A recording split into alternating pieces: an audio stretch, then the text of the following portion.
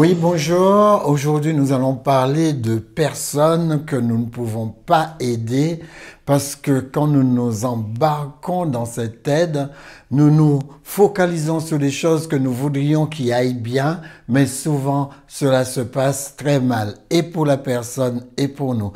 Nous allons essayer de voir. Est-ce que dans la Bible, Dieu parle de personnes qu'on ne peut pas aider, de personnes qu'il faut fuir, de personnes dont il faut s'éloigner?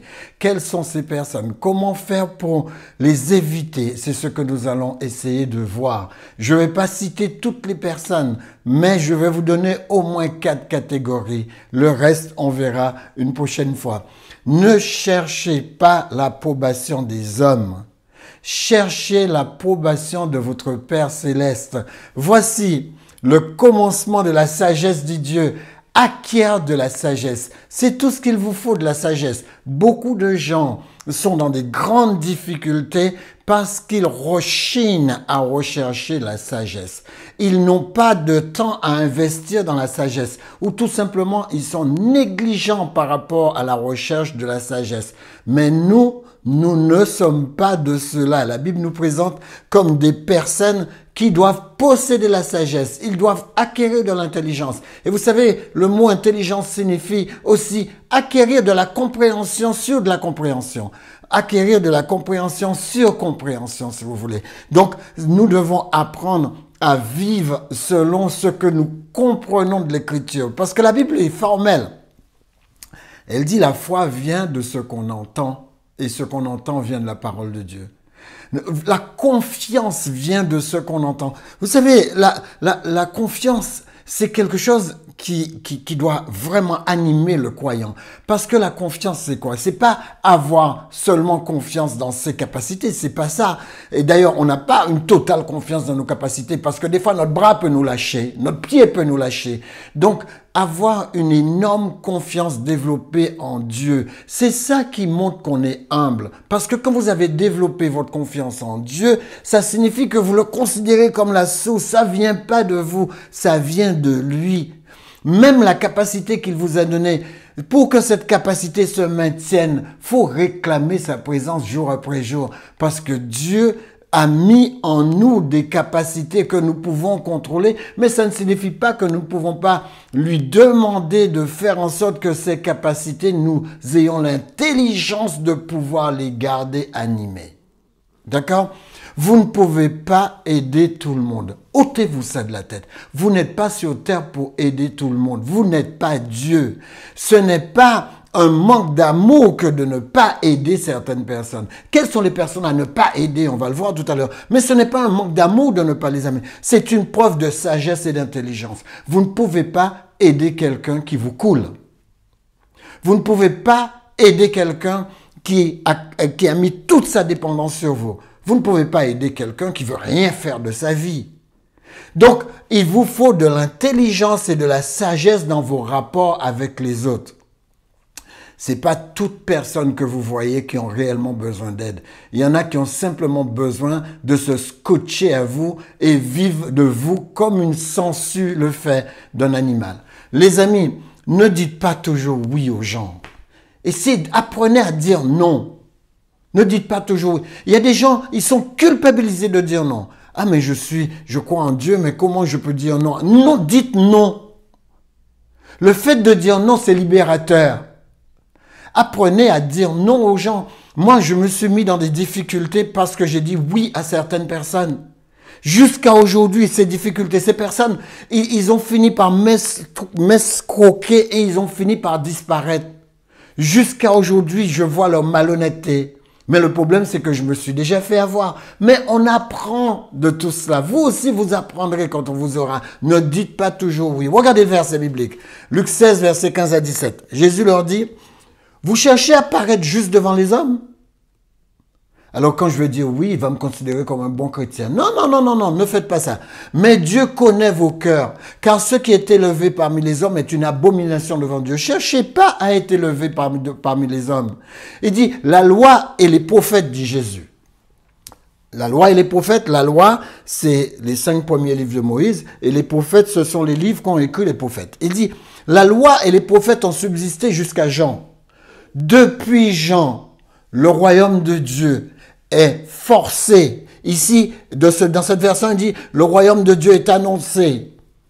Mais dans la version seconde, le royaume de Dieu est forcé et chacun use de violence pour y entrer. C'est-à-dire que je dois me faire violence. Je ne dois pas attendre aux autres. Je ne dois pas attendre d'être approuvé des autres. Je dois me faire violence pour marcher comme il faut afin de pouvoir vivre selon les règles du royaume de Dieu. Alors, il en est de même pour les autres. Les autres doivent faire un effort pour vivre selon les règles de Dieu. Et quand ces personnes, parce que vous avez beaucoup de croyants qui sont comme ça, ce sont des croyants qui ne font aucun effort pour vivre selon la loi de Dieu, mais ils sont tout le temps en train de s'accrocher aux autres pour voir s'ils peuvent obtenir un 10 euros, un 100 euros. Ils sont toujours en train de s'accrocher aux autres. Alors, il y en a qui sont très forts. Vous verrez tout à l'heure quand je les présenterai. Il y en a qui sont très, très forts en manipulation. Et vous verrez que vous aussi, vous allez vous faire avoir. Même si vous apprenez après comme moi, mais vous allez comme moi vous faire avoir. Il dit, chacun use de violence pour y entrer. Il est plus facile que le ciel et la terre parce qu'il ne l'est d'un seul trait de lettre de la loi qui ne vienne à tomber. C'est-à-dire que si je me discipline pas, eh bien, je vais finir par vivre dans la transgression de la loi de Dieu. Il faut une grande discipline pour être un enfant de Dieu. Et cette discipline, Dieu l'exige de nous.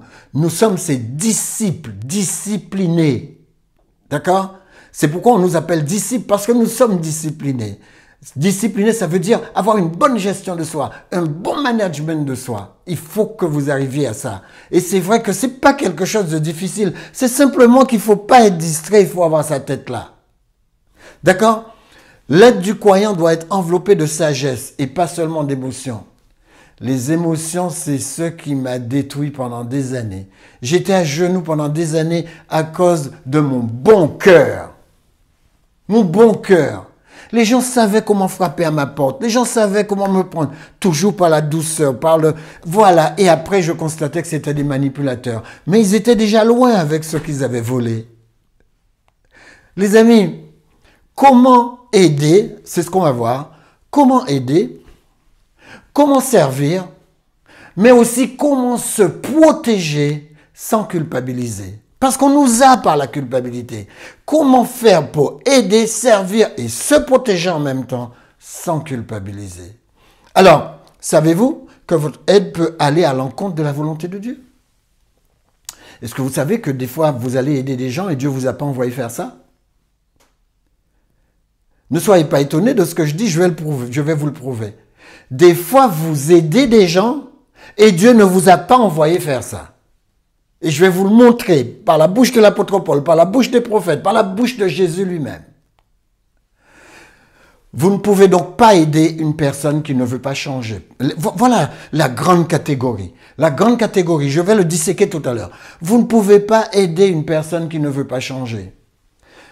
Vous savez, il y a dans la Bible une loi qu'on appelle la loi des semailles et de la récolte. Il se trouve Jésus le reprend dans Matthieu 7, mais il se trouve bien explicité dans Galates 6, verset 7. Il dit, ne vous y trompez pas, ne vous abusez pas. Ce qu'un homme aura semé, il le moissonnera aussi. Vous avez vu cette phrase? Ce qu'un homme aura semé, il le moissonnera aussi. Cette loi, c'est une loi que Dieu lui-même a mis en place. Et Dieu, c'est lui qui supervise les lois. C'est lui qui a inscrit les conséquences dans les règles qu'il a émises. Donc, vous voyez certaines personnes au bord de la route de la vie. Ils sont en train de traîner, ils sont en train de... Vous voyez bien qu'ils descendent dans le caniveau. Des fois, vous vous approchez d'eux et vous essayez de les aider à sortir de là, parce que vous êtes un enfant de Dieu. Qui vous dit que cette personne veut sortir de là? Et qui vous dit que Dieu n'est pas en train de travailler sur la loi des semailles et de la moisson? C'est-à-dire que cette personne a semé des choses dans sa vie et il est en train de le récolter et vous êtes en train d'empêcher Dieu de l'éduquer. Je suis formel là-dessus. Dieu veut parfois, avec sa parole, éduquer les gens, faire en sorte que la personne tombe sous le coup de ce qu'il a mis en place, mais vous passez derrière et vous donnez un coup de main pour l'enlever de là. Et souvent, ce qui se passe, c'est qu'il vous attire vers ce qu'il est en train de vivre. Et vous aussi, vous finissez par en avoir assez et vous finissez par être dégoûté de la vie. Et la Bible dit qu'un jour, votre charité se refroidit à cause de la méchanceté de certaines personnes. Ils refusent d'apprendre, ils refusent de sortir de là. Il y a un moment où vous devriez tourner le dos, mais on va essayer de voir ça en détail. Il y a des gens à fuir.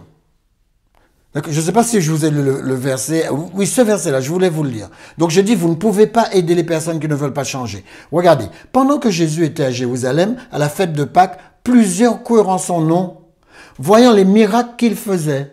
Vous avez vu pourquoi ils viennent? Ils sont intéressés. Mais Jésus ne se fiait point à eux parce qu'il les connaissait tous. Vous n'êtes pas Jésus, vous ne savez pas ce qui se passe dans le cœur de la personne. Parce que Jésus, lui, il a vu ce qui se passe dans le cœur de certaines personnes. Et Jésus, il a laissé tomber la personne. Il a fui. Vous aussi, il y a des moments où vous deviez fuir. Quand vous voyez que vous mettez de l'énergie dans quelque chose et que, voilà, ça ne rapporte rien parce que la personne refuse d'être changée. La personne refuse de se repentir. Il refuse de changer de voie. Il reste dans la même voie. Vous allez chaque fois lui amener un sandwich? Non. Il y a un moment où il faut couper le sandwich. Il faut qu'il se lève et qu'il se bouge. Vous pouvez aider. Vous êtes là pour aider, pas pour assister. Aider. Il ne faut pas que cela vous détruise. Alors, comme je disais, il y a des gens à fuir. Ne donnez pas. Écoutez, Jésus, il est formel. Et c'est dur ce qu'il dit. Quand j'ai lu ça la première fois, j'étais effaré. Je dis, Jésus qui traite des gens comme ça, il dit, ne donnez pas les choses saintes aux chiens. Jésus traite certaines personnes de chiens. Je sais que nous, on va nous dire, mais si, Lambert, si tu dis ça, tu es offensant. Mais regarde, Jésus, il n'est pas offensant là. Parce que Jésus connaît tellement bien ce qui se trouve à l'intérieur de cette personne, il veut dire, cette personne fonctionne en chien. Vous avez vu ces chiens qui, soi-disant, ils marchent devant vous. Vous avez un chien, il marche devant vous. Mais chaque fois, il se retourne pour voir où vous êtes. C'est ça une mentalité de chien, c'est de dépendre de vous. Dieu ne veut pas des gens qui dépendent de lui, il veut des gens qui deviennent autonomes. Pas qui ont une mentalité de chien, mais qui soient autonomes. Et ceux qui sont avec les chiens, vous ne savez jamais quand ils vont vous mordre. Les amis, et ne jetez pas vos perles devant les pourceaux, devant les cochons. Ne jetez pas vos perles devant les cochons. Vous avez vu comment Jésus parle de certaines personnes? Il dit de peur qu'ils ne les foulent aux pieds, qu'ils foulent ce que vous leur donnez. Ils sont jamais satisfaits, ils sont toujours là pour vous purger. Tout ce que vous pouvez leur donner, ils ont de l'ingratitude, et ça ne leur suffit jamais. Les amis, regardez, et qu'ils ne se retournent et ne vous déchirent. S'ils ont la possibilité de vous déchirer, ils vont le faire. Un jour, j'étais à Lille, et puis j'ai vu une personne au bord de la route avec un enfant. Vous savez, un enfant, ça me touche beaucoup plus qu'un adulte qui fait ses affaires. Mais le fait que l'enfant était là, j'ai vu que l'enfant somnolait un petit peu par terre sur un petit tapis, etc. Je me suis approché, j'ai dit à ce monsieur, excusez-moi, vous pouvez venir avec moi, j'ai une église pas loin là-bas, je vais vous donner de quoi manger. Je vais vous donner de quoi substanter cet enfant, vous ne pouvez pas passer la journée là.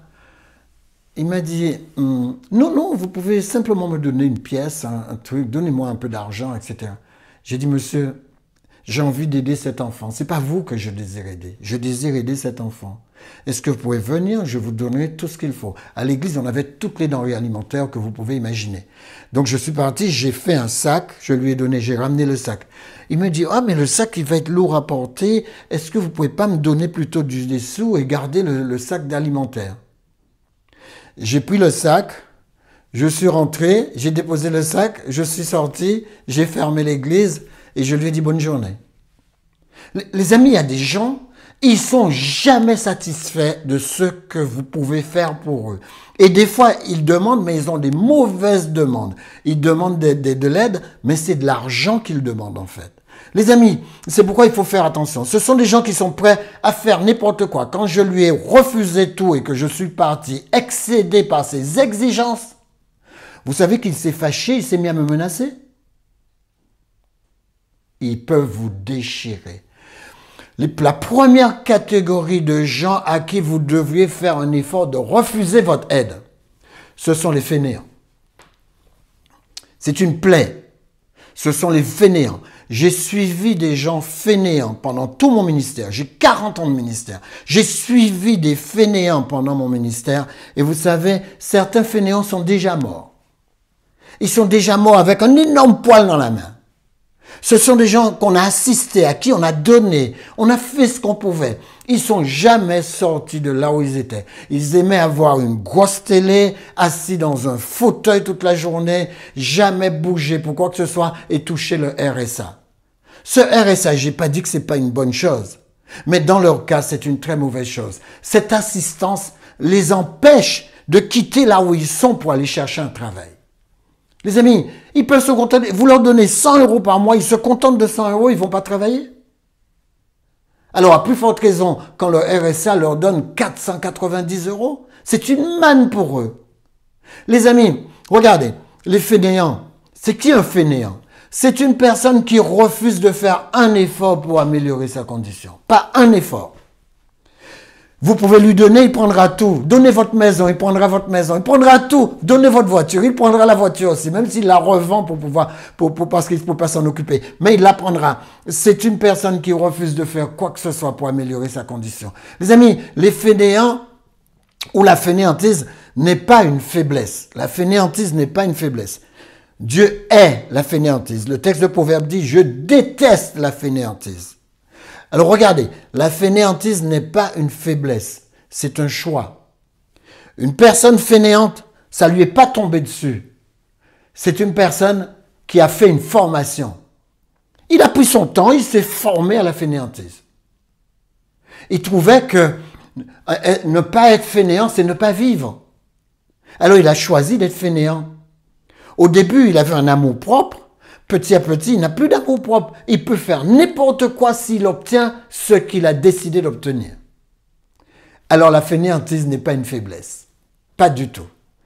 C'est un choix délibéré. Les amis, la main nonchalante, dit la Bible, la main qui ne fiche rien, appauvrie. Qu'est-ce que c'est qu'un pauvre? C'est une personne qui ne produit rien. Donc la main nonchalante appauvrit, mais la main diligente enrichi. J'ai vu ma mère quitter notre pays natal avec 9 enfants. 9 enfants. Elle s'est séparée de mon père, elle est partie avec 9 enfants. Même parfois, quand je voyais maman était un peu malade, pour elle, être enrhumée, c'était pas être malade. Même si ça la bloquait un peu au lit, eh bien, 8-9 heures, maman était debout et maman repartait. Maman nous a appris à dépasser la maladie. Elle nous a dit, l'activité, la main diligente, c'est ce qui enrichit. Il faut que vous soyez actif. Une personne inactive est une personne qui est déjà morte. Mais une personne active, une personne diligente, est une personne qui se développe. C'est une personne qui s'épanouit. C'est une personne qui s'accomplit. Et seules les personnes qui s'accomplissent ont le droit d'entrer dans leur enrichissement. Seules les personnes diligentes qui s'accomplissent ont le droit d'entrer dans leur enrichissement. Vous pouvez passer toute votre vie à courir après l'argent. Vous l'aurez, il disparaîtra. Vous pouvez passer toute votre vie à courir après la santé. Vous l'aurez, il disparaîtra. Il disparaîtra si vous avez une main nonchalante.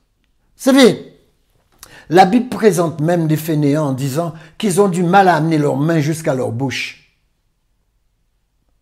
Vous avez vu jusqu'où Dieu va? Car lorsque nous étions chez vous, dit l'apôtre Paul a connu ces fainéants aussi. Il dit, lorsque nous étions chez vous, nous vous disions expressément, si quelqu'un ne veut pas travailler, ne lui donnez pas non plus à manger. C'est pas moi qui le dis. Si quelqu'un ne veut pas travailler, qu'il ne mange pas non plus. Moi, je connais des gens qui ne travaillent pas et qui sont énormes comme ça. Quand vous les mettez à table, ils mangent toute la table. Parce que eux, ils n'ont rien prévu pour plus tard. S'ils trouvent quelqu'un qui les écoute, probablement ils mangeront à nouveau. Mais c'est vrai que l'apôtre Paul est formel. Tu ne manges pas? Tu ne travailles pas? Tu ne manges pas. Tu ne manges pas parce que tu ne travailles pas. Il faut que ça soit clair.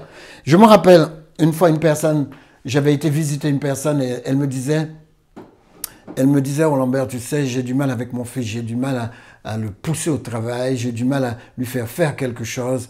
Et c'est vrai qu'il est, il est chez moi, il va avoir 37 ans maintenant, il est chez moi. Et un moment, le fils est arrivé, j'ai vu le gaillard qui pouvait même pas coller ses bras à son corps. Il mange bien, dis donc. Alors je lui dis, mais qu'est-ce qu'il fait toute la journée? Eh bien, il mange tout ce que j'ai dans le réfrigérateur. Les amis, mais comment est-ce que c'est acceptable? Comment est-ce que c'est acceptable? Il faut au moins que cette personne aille marcher, se dépenser un petit peu, faire quelque chose. Rien. Manger, jouer aux jeux vidéo, manger, jouer aux jeux vidéo, sortir, aller voir deux amis, manger, jouer aux jeux vidéo, sortir, aller voir deux amis. Et le cycle, il est là. Le cycle ne perturbe pas le cycle. Les amis, la Bible dit en Galates 6,7, on récolte ce qu'on sème. N'interférez pas dans le système de correction divin, je l'ai déjà dit, en faisant des aides inconsistantes. Quand vous aidez une personne qui a semé le manque de diligence, d'accord? Quand il a semé le manque de diligence et que vous l'aidez, c'est une aide inconsistante. Quand une personne ne veut pas travailler et que vous l'aidez, c'est une aide inconsistante. Il n'y a pas de consistance à votre aide. C'est une aide mal placée. Vous n'êtes pas ici sur cette planète pour participer à des aides inconsistantes. Les aides inconsistantes ne sont pas éducatives. Elles annihilent la motivation de la personne et elles gardent ces personnes dans leurs conditions d'origine. Et même, je vais ajouter, les aides inconsistantes mettent les personnes dans une condition moindre que la condition où ils étaient. Leur condition empire. Jésus associe la paresse à la méchanceté. Rappelez-vous Matthieu 25, verset 26. Il dit, « Serviteur méchant, tu as dit que je vannais où je ne dois pas vanner et que je récoltais là où je n'ai pas semé. » Il dit, « Serviteur méchant et fainéant. » Il associe la fainéantise à la méchanceté. Dieu voit de la méchanceté quand vous êtes fainéant. Voilà ce que Dieu voit. Nous, on voit une personne fainéante, Dieu voit une personne méchante. Parce qu'on peut pas ne pas être méchant quand on est fainéant. Parce qu'on va à l'encontre de ce que Dieu aime. Dieu dit qu'il déteste les fainéants. Les amis, ceux qui refusent de se prendre en main perdront le peu qu'ils ont. Lisez ce que je viens de vous dire en Proverbe 6, versets 9 à 11. Dieu déteste les fainéants. Mais pas seulement les fainéants. Il y a tout un tas d'énergumènes que Dieu déteste. Et il le dit, je déteste. Ou encore dans la version seconde, je crois qu'il est dit, je hais. Je déteste, je crois que c'est la version de la BDS. Les amis, ceux qui refusent de se prendre en main perdront le peu qu'ils ont. Parce que dans Matthieu 25, 6, il dit, prenez ce que le gars il a dans la main. Dieu lui a pris le talent qu'il avait enterré. Et Dieu a dit, je vais le donner à celui qui en a 10. Dieu donne à celui qui a, mais il retire à celui qui n'a rien fichu de ce qu'il lui a donné. Et c'est comme ça que la personne se retrouve encore dans une condition pire que la première. Donc vous ne pouvez pas aider les gens qui refusent de céder. Quand vous avez fait toutes les démarches, vous avez aidé le gars, vous lui avez donné un peu d'argent, vous lui avez donné de quoi manger et vous lui donnez des conseils, vous revenez le lendemain, il n'a mis en application aucun de ces conseils. Les amis, fermez la vanne. Fermez la vanne. S'il ne se lève pas... Moi je me rappelle, ça me rappelle une histoire. Une personne qui était venue me voir et elle me dit, « Mais monsieur, je voulais que vous m'aidiez. Moi, je suis en naturopathie, j'aide les gens par rapport à la santé. Mais elle est venue avec un tas de papiers me disant que j'ai l'impression que la banque me vole, etc. » Alors j'ai pris sur mon temps pour revoir tout son budget, etc. J'ai pris 1 heure pour faire ça. Je lui ai offert cette heure. Je lui ai fait tout. Et je lui ai donné. Vous savez ce qu'elle m'a dit? Elle m'a dit, mais vous ne pouvez pas faire un courrier et me le poster? J'ai dit, madame, je vous ai dit tout ce qu'il faut faire. D'accord, je vais vous faire le courrier, mais je ne vais pas vous le poster. Ce sera à vous de le poster. Ou bien à vous de vous déplacer pour aller l'emmener à la banque. Mais les gens, ils sont... Vous prenez 1 heure pour leur donner un coup de main, arranger toute leur administration, et les gens vous demandent encore plus. Alors quand elle est revenue la deuxième fois, j'ai dit, madame, moi ça se fait pour moi. J'ai fait ce que je pouvais faire, ça, le reste s'arrête là. D'accord? Donc vous ne pouvez pas aider les gens qui refusent de céder. Il faut que la personne ait envie de céder. Alors deuxièmement, les dénués de gratitude. Alors les personnes pour qui vous faites des choses et qui viennent jamais vous dire merci, qui vous remercient jamais, mais au contraire, qui exigent que vous fassiez encore davantage. Les amis, c'est ce que j'appelle les dénués de gratitude. Ils n'ont pas de gratitude, les ingrats si vous voulez. Alors c'est le signe d'un cœur corrompu, dit la Bible. Une personne ingrate, c'est le signe d'un cœur corrompu. Vous pouvez lire ça dans Luc 17, versets 17 à 18. Jésus montre que sur 10 lépreux qu'il a guéris, un seul est revenu le remercier. Jésus a enlevé la lèpre. La lèpre, c'est quelque chose qui faisait que tu sois rejeté de la société. Jésus guérit les personnes de la lèpre. Les gens refusent de revenir lui dire merci. Voilà comment sont les gens. Alors, l'ingratitude, qu'est-ce qu'elle fait l'ingratitude? Quand vous êtes ingrat, cela bloque votre accomplissement. Il y a des gens qui sont imbus d'eux-mêmes, ils sont remplis d'eux-mêmes. Et ils veulent même pas vous adresser la parole alors que vous les avez aidés. Il dit, même Jésus remerciait son Père constamment. Jésus remerciait son Père pour ce qu'il faisait. Alors voilà, certaines personnes, parmi les ingrats, ils sont pas seulement ingrats, mais orgueilleux et arrogants. Ces personnes, il faut vous en méfier. Il faut vous éloigner de ces personnes. L'arrogance précède la ruine, dit le livre de Proverbes. Salomon dit, l'orgueil présente la chute. À l'intérieur de leur orgueil, à l'intérieur de leur arrogance est indiquée leur chute. Leur chute est présente. Dites-vous que quand Dieu édicte une loi, Dieu met dans la loi ce qui va agir, ce qui va avoir de l'effet. La loi a toujours de l'effet. La loi, c'est la vérité. C'est ce que Dieu a mis de manière, j'allais presque dire mécanique, mais de manière spirituelle. Cette loi prévaut et de manière naturelle, parce que tout ce qui est spirituel influe sur le naturel, de manière naturelle, cette loi poursuit ses effets en donnant des conséquences. C'est comme ça que ça fonctionne. Il y en a qui semblent en échapper, mais après, leur chute est encore plus abominable. Les amis, une personne remplie d'orgueil et d'arrogance n'a plus de place pour Dieu. Il n'a plus de place dans son cœur pour Dieu. Quand une personne est arrogante, elle a rempli son cœur d'arrogance, elle a rempli son esprit d'arrogance. Il n'y a plus de place pour que le Saint-Esprit puisse entrer. Alors, Dieu résiste aux orgueilleux, dit la Bible. Dieu n'accompagne pas les orgueilleux. Même quand vous voyez un orgueilleux riche, Dieu n'accompagne pas les orgueilleux. D'accord? Mais il fait grâce aux humbles. Parfois, Dieu nous emmène jusqu'à l'humilité. Et l'humilité, ça peut s'apprendre par la douleur. Certaines personnes arrivent dans des conditions exécrables à cause de leur orgueil.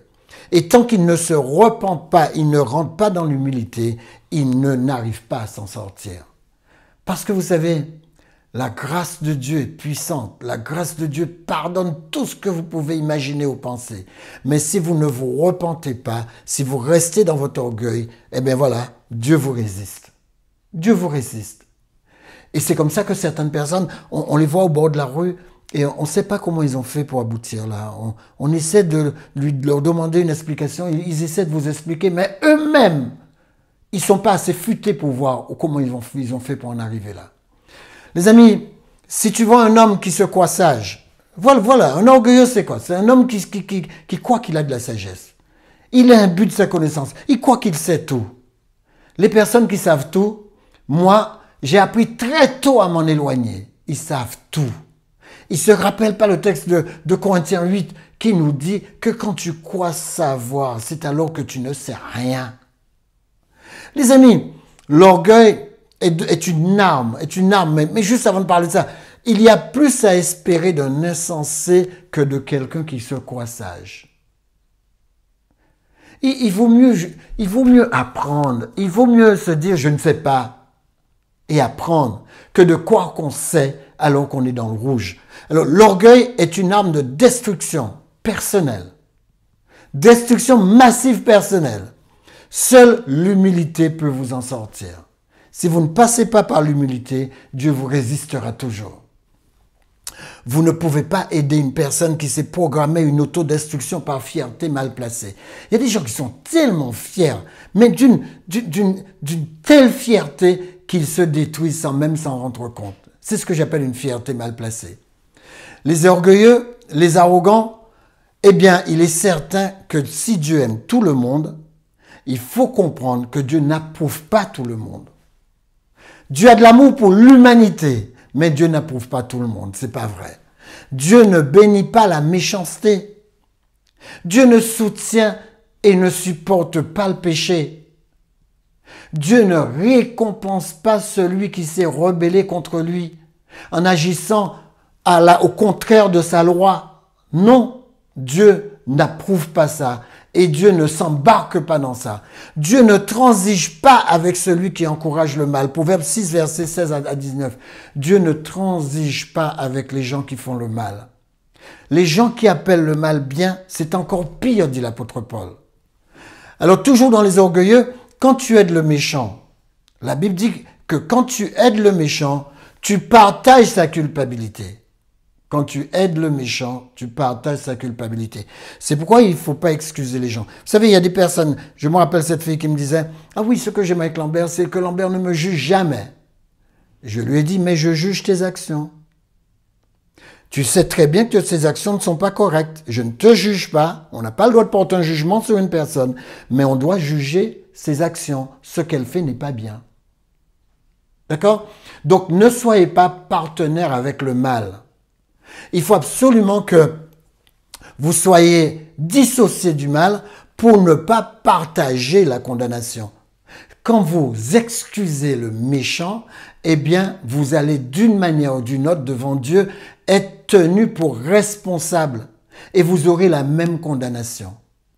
Donc, éloignez-vous du péché, éloignez-vous du mal. Romains 1, verset 32, regardez les personnes, regardez ce que font certaines personnes. Et bien qu'ils connaissent le jugement de Dieu, déclarant digne de mort ceux qui commettent de telles choses, non seulement ils les font, mais ils approuvent ceux qui le font. Ils font le mal et ils sourient, ils sont heureux quand d'autres personnes participent avec eux. J'ai l'impression qu'à l'intérieur d'eux, ils se disent, si on est nombreux, eh bien Dieu ne va pas appliquer la sentence. Non, les amis, vous devriez faire attention et vous ne pouvez pas collaborer avec des personnes qui sont ainsi. Parce que ces personnes vous entraînent dans leur manière d'être. Enfin, la quatrième position, vous ne pouvez pas marcher avec des gens malhonnêtes et manipulateurs. Pas du tout. Voilà, Proverbe 12, verset 22, les lèvres fausses sont en horreur à l'Éternel, mais ceux qui agissent avec vérité lui sont agréables. Il y a des gens qui vous donnent un faux message et ils vous disent « Ah, je suis sincère, ah, je te mens pas, c'est la vérité que je te dis. » Et ils vous mentent. Ils vous mentent, ils vous extorquent, vous ne pouvez pas fréquenter ces gens-là. Dès que vous avez vu que ces personnes vous arnaquent, ces personnes abusent de vous, il faut vous en éloigner. Dieu ne peut pas rester à vos côtés, vous protéger si vous mettez en danger comme ça. Alors, dès que la personne a une lèvre fausse, éloignez-vous de cette personne parce que l'Éternel dit « J'ai en horreur cette personne ». Vous avez vu que Dieu n'approuve pas tout le monde. Dieu aime tout le monde, mais Dieu n'approuve pas tout le monde. Il dit « J'ai horreur de ces personnes », des gens qui mentent. Il y a des gens, leur mensonge fait tellement mal. De toute manière, tout mensonge fait mal.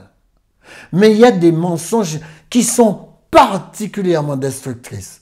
Particulièrement destructrice. Je vais vous en raconter une. Quand j'étais plus jeune, il y avait une jeune femme pas loin de la maison. C'était une croyante fervente, je la voyais. Elle allait à l'église tous les samedis. C'était vraiment une fille de croyante. Sa mère était très fervente, pareil.